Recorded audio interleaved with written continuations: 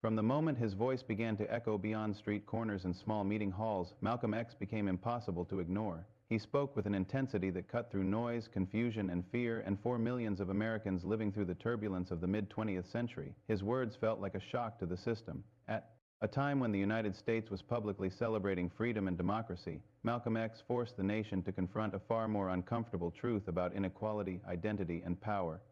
To understand why his voice shook America, it is necessary to begin far from the spotlight. In a childhood shaped by loss, violence, and instability, Malcolm X was born Malcolm Little on May 19, 1925, in Omaha, Nebraska. His parents, Earl and Louise Little, were outspoken supporters of black self-reliance and followers of the ideas of Marcus Garvey, a prominent black nationalist leader. This activism made the family a target. White supremacist groups, including the Ku Klux Klan and the Black Legion, harassed and threatened them repeatedly. When Malcolm was still a child, the family home was burned down under suspicious circumstances. In 1931, Malcolm's father was found dead beside a streetcar track in Lansing, Michigan. Authorities ruled it an accident, but the family believed he was murdered by white supremacists. The loss devastated them emotionally and financially. Malcolm's mother struggled to care for her children under intense pressure. Welfare agencies intervened, often harshly, and by the time Malcolm was 13, his mother was committed to a state mental institution. The children were separated and placed in foster homes. These early experiences left Malcolm with a deep sense of abandonment and anger, as well as an acute awareness of how systems of power operated against black families. Despite being a strong student, Malcolm encountered racism directly in school when a teacher discouraged his ambition to become a lawyer, telling him it was unrealistic for someone like him. That moment crystallized a lesson Malcolm would later articulate to millions, that American institutions often placed invisible ceilings on black aspiration.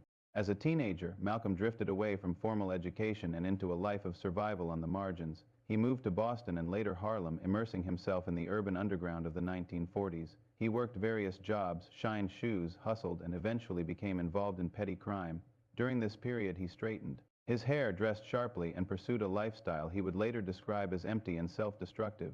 In 1946, Malcolm was arrested and sentenced to prison for burglary. It was during his years behind bars that the most significant transformation of his life began.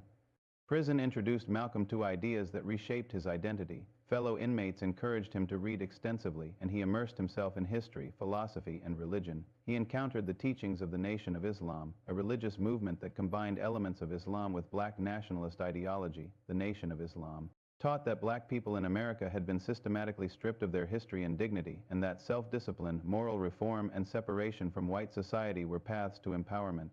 Malcolm embraced these ideas fully. He rejected his surname, which he viewed as a legacy of slavery, and replaced it with X, symbolizing the unknown African name lost through generations of bondage. When Malcolm was released from prison in 1952, he emerged as a disciplined, articulate, and deeply committed follower of the Nation of Islam and its leader, Elijah Muhammad. His intelligence and charisma quickly set him apart. He became a minister, opened new temples, and expanded the organization's membership dramatically. As a public speaker, Malcolm X was compelling and confrontational.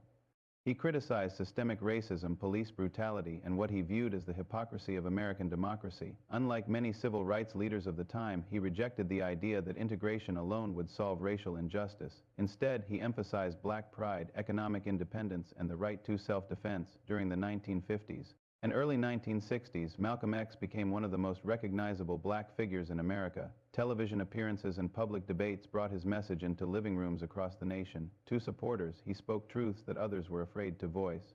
To critics, he was dangerous and divisive. The media often portrayed him as the angry counterpart to the more widely accepted nonviolent civil rights movement led by figures such as Martin Luther King Jr. Malcolm himself acknowledged these differences, arguing that nonviolence was a tactic, not a moral absolute, and that black Americans had the right to protect themselves from violence. As his prominence grew, so did tensions within the Nation of Islam.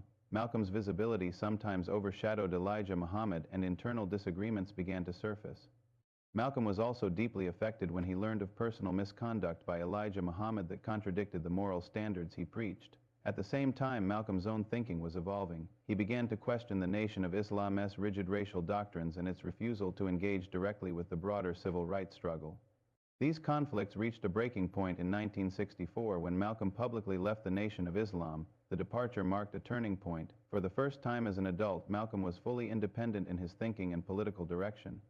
He founded new organizations, including Muslim Mosque, Inc. and the Organization of Afro-American Unity, aiming to connect the black freedom struggle in the United States with global movements against colonialism and oppression. That same year, Malcolm undertook a pilgrimage to Mecca, an experience that profoundly altered his worldview. There, he encountered Muslims of many races praying together, challenging his earlier belief that racial division was inherent and unavoidable. Upon returning to the United States, Malcolm X spoke openly about this transformation.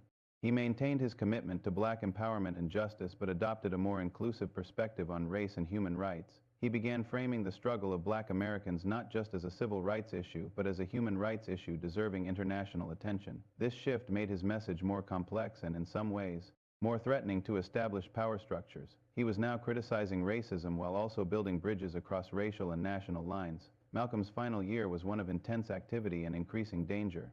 He was under constant surveillance by law enforcement agencies, and he faced hostility from former allies within the Nation of Islam. Despite these risks, he continued to speak tirelessly, warning against both complacency and hatred, and urging black Americans to understand their history and claim their dignity. His speeches during this period reveal a man in transition, grappling with past beliefs while articulating a broader vision of justice. On February 21, 1965, Malcolm X was assassinated while preparing to speak at the Audubon Ballroom in New York City. He was 39 years old.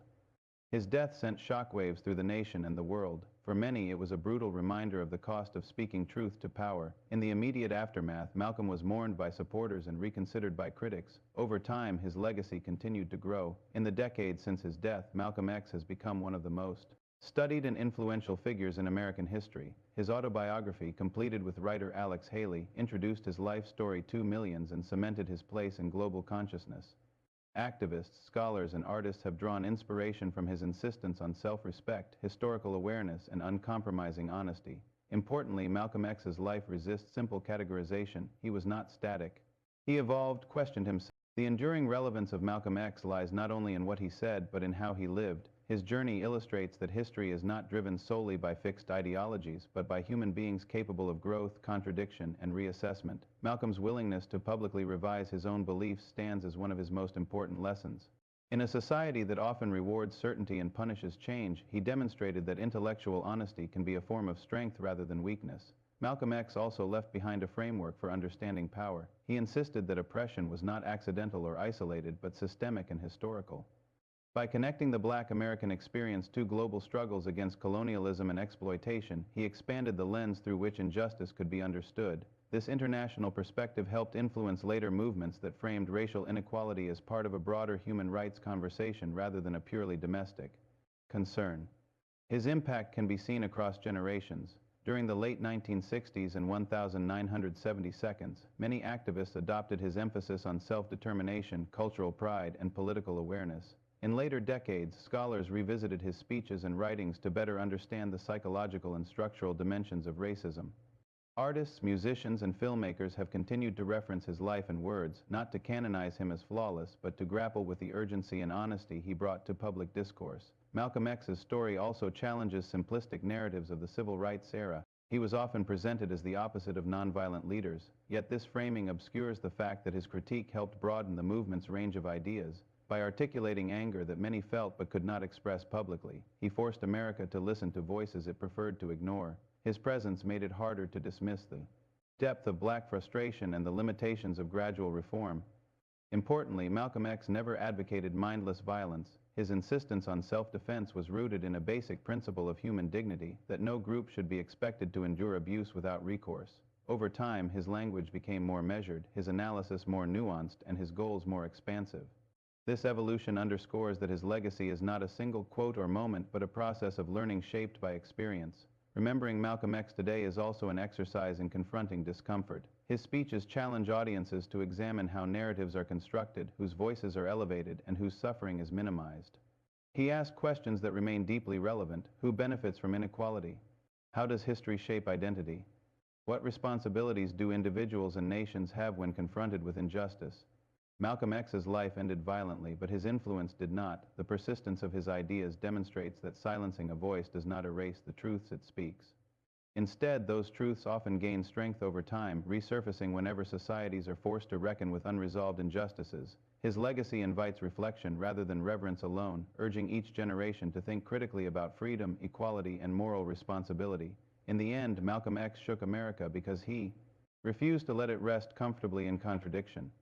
He demanded that words like freedom and justice be measured against lived reality. His history still matters because it reminds us that progress is neither automatic nor guaranteed. It requires vigilance, courage, and the willingness to confront uncomfortable truths. By engaging honestly with Malcolm X's life and ideas, we are not looking backward for answers, but forward with clearer eyes, reminded that the struggle for dignity and equality is ongoing and that voices willing to speak hard truths remain essential to shaping a more just future.